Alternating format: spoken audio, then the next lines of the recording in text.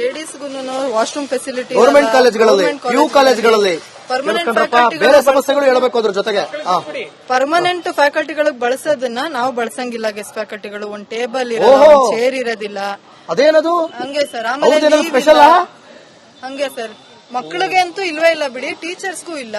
ಜೊತೆಗೆ maternity leave ಇಲ್ಲ sir. ಹೆಣ್ಮಕ್ಳು ಇವಾಗ ಪ್ರೆಗ್ನೆಂಟ್ ವಿಮೆನ್ 9th ಮಂತ್ ಅಲ್ಲೂ ಹೋಗ್ಬೇಕು. ಡೆಲಿವರಿ ಆಗಿರುತ್ತೆ ಅನ್ಕೊಳ್ಳಿ ಸರ್. ಇವಾಗ ಏನಂದ್ರೆ ಜೂನ್ ಮಂತ್ ಅಲ್ಲಿ ಆ ಮಗು 1 ತಿಂಗಳಲ್ಲಿ 1 ವಾರದಲ್ಲಿ ನಾವು ಹೋಗ್ಬೇಕು. ನಿಮ್ಮನ್ನ ಅವ್ರ ಇಲ್ದಾಗ ಬಳಸ್ಕೊಳ್ಳೋದು ಈ ತರ ಎಲ್ಲ ಮಾಡ್ತಾರ. ಡಬಲ್ ವರ್ಕ್ ಸರ್ ನಮ್ಗೆ. ಅವ್ರ ಕೆಲಸನೂ ನಾವೇ ಮಾಡ್ಬೇಕು ಅಂತ ಹೇಳಿದ್ರೆ ಅವ್ರ ಕ್ಲಾಸು ನಾವು ತಗೊಳ್ಬೇಕು, ನಮ್ ಕ್ಲಾಸ್ ಅಲ್ಲದೆ ಅವ್ರ ಕ್ಲಾಸು ನಾವು ತಗೊಳ್ಬೇಕು. ಅದೇ ಅವರು ನಾವು ಬಂದಿಲ್ಲ ಅಂದ್ರೆ ಅವ್ರು ನಮ್ ಕ್ಲಾಸ್ ತಗೊಳಲ್ಲ. ಇದೆಲ್ಲ ರಾಜ್ಯದ ಜನತೆಗೆ ಗೊತ್ತಾಗಬೇಕು, ಅದಕ್ಕೆ ನಾವು ಬಂದಿದ್ದು. As the name says guest ಅಂತ ನಮ್ಮನ್ನು ಗೆಸ್ಟ್ ಅನ್ನೇ ಟ್ರೀಟ್ ಮಾಡ್ತಾರೆ. ಒಂದು ನೀವು ಮನೆಗೆ ಬರೋ ಗೆಸ್ಟ್ ಹಿಂಗ್ ಟ್ರೀಟ್ ಮಾಡ್ತೀರಾ? ಅಲ್ಲ, ಮನೆ ಬರೋ ಗೆಸ್ಟ್ ಹಂಗ್ ಟ್ರೀಟ್ ಮಾಡಲ್ಲ, ಅಪೋಸಿಟ್ ಟ್ರೀಟ್ ಮಾಡ್ತಾರೆ. ನಿಮ್ಮನ್ನ ಕೂಲಿ ಆಳ್ತಾರ ಟ್ರೀಟ್ ಮಾಡ್ತಾರೆ. ನೀವು ಉಲ್ಟಾ ಹೇಳ್ತಿದ್ದೀರಾ. ನೀವು ಗೆಸ್ಟ್ ಲೆಕ್ಚರ್ ತರ ಟ್ರೀಟ್ ಮಾಡ್ತಿಲ್ಲ, ಅತಿಥಿ ಮಾಡ್ತಾ ಇಲ್ಲ, ತಿಥಿ ಮಾಡ್ತಾ ಇದಾರೆ. ಮೇಡಮ್ ನಿಮ್ಮ ಹೆಸರೇನೋ? ಯಾವಾಗ ನೋಡ್ರಿ ಅವಾಗಿಂದ ನಮಗೂ ನಗುಮುಖದ ಬಡತಿ. ಇಷ್ಟೆಲ್ಲ ಪ್ರಾಬ್ಲಮ್ ಆದ್ರೂ ನಗ್ತಾನೆ ಅವ್ರು. ಯಾರು? ಏನ್ ನಿಮ್ಮ ಹೆಸರು? ಕನ್ನಡದಿಂದ. ನಿಮ್ಮ ಹೆಸರು ದಕ್ಷಿಣ ಕನ್ನಡ? ಅಮೃತ. ನಿಮ್ಮ ದಕ್ಷಿಣ ಕನ್ನಡದಿಂದ ಬಂದದ? ಅಲ್ಲಿ ಅವರ ಮಂಗಳೂರು.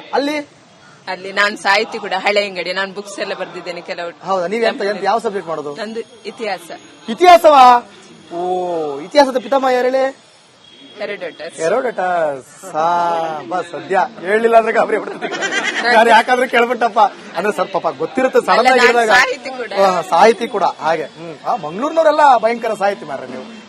ಈಗ ಇತಿಹಾಸ ನೋಡಿ, ಭೂಗೋಳ ಯಾರಿದ್ದೀರಿ? ಜಿಯೋಗ್ರಫಿ ಇದಾರಾ? ಓಕೆ. ಕನ್ನಡ ಆಯ್ತು. ಇಂಗ್ಲಿಷ್ ಯಾರಿದ್ದಾರೆ? ಬರ್ತೀನಿ.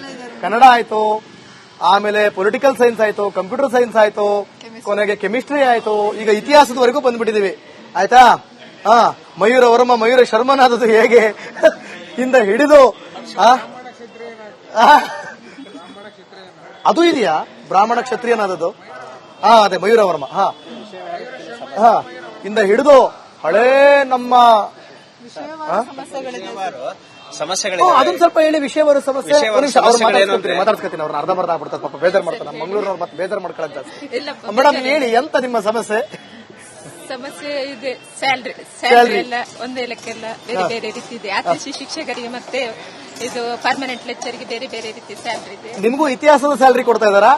ಅಂದ್ರೆ ಮೀನ್ಸ್ ಹಳೆ ಕಾಲದಲ್ಲಿ ಕಮ್ಮಿ ಕೊಡ್ತಿರಲ್ಲ? ಸೇವಾ ಭದ್ರತೆ ಇಲ್ಲ, ಮತ್ತೆ ಅವರು ಡೆಪ್ಯುಟೇಷನ್ ಹಾಕಿದ್ರೆ ನಮಗೆ ಕೆಲಸ ಇಲ್ಲ, ನಮ್ಮನ್ನು ತೆಗೆದಾಕ್ತಾರೆ. ಇಂಥದ್ದೆಲ್ಲ ನಡೀತಾ ಇದೆ. ಪಾಠ ಪ್ರವಚನದಲ್ಲಿ ಏನಾದ್ರೂ ಬದಲಾವಣೆಗಳು ಕಂಡಿವೆಯೇ? ಇಲ್ಲ. ಮತ್ತೆ ಇತಿಹಾಸವನ್ನ ತಿರುಚಲಾಗುವಂತ ಪರಿಸ್ಥಿತಿಗಳೇನಾದ್ರೂ ಇದೆಯಾ? ಹಾಗೇನಿಲ್ಲ.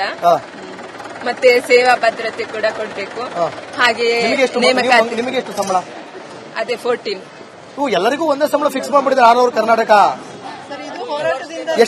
ಫಸ್ಟಿಗೆ 9,000 ಇದ್ದದ್ದು, ಇವಾಗ 14 ಆಗಿದೆ. ಅದೇ ಹೋರಾಟ ಮಾಡಿ. ಓಕೆ. ಇಲ್ಲ, ಮಿನಿಮಮ್ ಸ್ಯಾಲರಿ ಕೊಡಬೇಕು. ಅಟ್ಲೀಸ್ಟ್ ನಿಮಗೆ ಒಂದು ಕೈಗೆ ಕಟ್ಟಾಗಿ EFPF ಕಟ್ಟಾಗಿ ಒಂದು 28,000 ಕೊಡಬೇಕು. ಅದು ಕೊಡಬೇಕು. ಅದು ಆಕ್ಚುಲಿ ಆಮೇಲೆ ಮಿಕ್ಕಿದ್ ನಿಮ್ಮ ಟ್ಯಾಲೆಂಟ್ ಮೇಲೆ ಅದನ್ನ ಜಾಸ್ತಿ ಮಾಡುವಂತ ಕೆಲಸ ಮಾಡಬೇಕು, ಅಥವಾ ನಿಮ್ಮನ್ನು ಪರ್ಮನೆಂಟ್ ಮಾಡುವಂತ ಕೆಲಸ ಮಾಡಬೇಕು. ಸೊ ಹಾಗೆ. ಸೊ ನೀವು ಸಾಹಿತಿ ಏನೇನು ಬರ್ದಿದ್ದೀರಿ?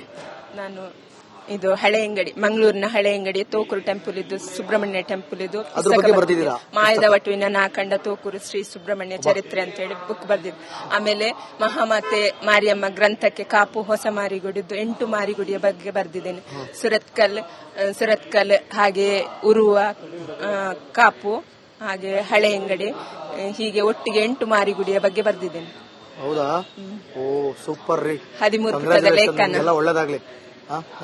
ಇಂಥ ಟ್ಯಾಲೆಂಟ್ಸ್ ಇರುವಂತ ಒಬ್ಬ ಶಿಕ್ಷಕಿಯನ್ನ ನೀವು ಟೆಂಪ್ರವರಿಗೆ ತಗೊಂಡಿದ್ದೀರಾ. ಇಂಥವ್ರನ್ನ ಪರ್ಮನೆಂಟ್ ಮಾಡಿದ್ರೆ ಮಕ್ಕಳ ಜ್ಞಾನ ಎಲ್ಲೋ ಹೋಗುತ್ತೆ. ಆಯ್ತಾ? ಎಸ್, ಬನ್ನಿ. ಏನ್ ನಿಮ್ಮ ಹೆಸರು? ಸರ್, ನಾನು ರಾಜೇಶ್ ಭಟ್ ಅಂತ. ಹೇಳ್ರಿ ಭಟ್ರೆ, ಏನ್ ಸಮಾಚಾರ? ಒಂದು ವಿಷಯ ಹೇಳಲೇಬೇಕು ಅನ್ಬಿಟ್ಟು ಹೇಳ್ತಾ ಇದ್ದೀನಿ ನಾನು.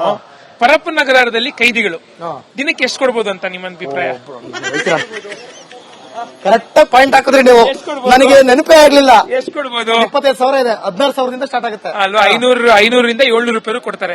ನಮಗೆ ಎಷ್ಟು? 400 ರೂಪಾಯಿನೂ ಬರಲ್ಲ. ಇವಾಗ ಹೇಳಿ, ಕೈದಿಗಿಂತ ಕಡೆ. ಖಂಡಿತ ಸರ್, ಅದನ್ನೇ ನಾವು ಹೇಳ್ತಾ ಇರುವಂತದ್ದು.